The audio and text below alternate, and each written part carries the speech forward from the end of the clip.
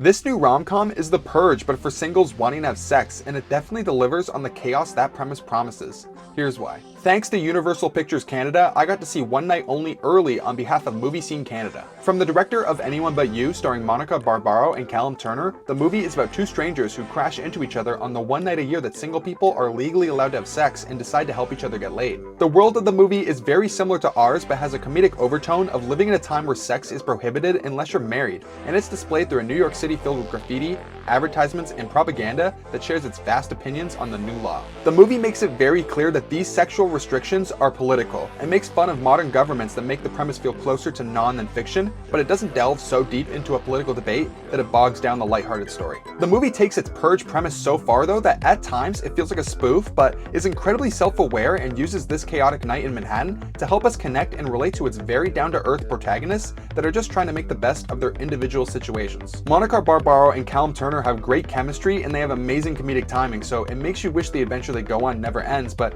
these two have really proven their worth over the past few years in their filmography, and I hope that a wider audience sees this and it carries them to the next leg in their careers. The movie is hilarious and filled with tons of cameos, and the romantic side is sweet and uplifting, so what more could you want from a romantic comedy? Well, nothing in particular, but while I did enjoy the movie overall, the actual depth behind the emotional elements felt a tiny bit surface level and left me wanting more. It's not mandatory for a romantic movie to make me cry, but I left the movie thinking, that was cute, rather than feeling like I had been emotionally changed like Callum Turner has already proven himself at being capable of with Eternity from last year. I think the movie is a very strong romantic comedy, and we need more movies like this with good up-and-coming actors in Hollywood. But while I may have been looking for something a little bit deeper, the movie is very in touch with its title and felt closer to a one-night stand. I'm going to give One Night Only a 3 out of 5.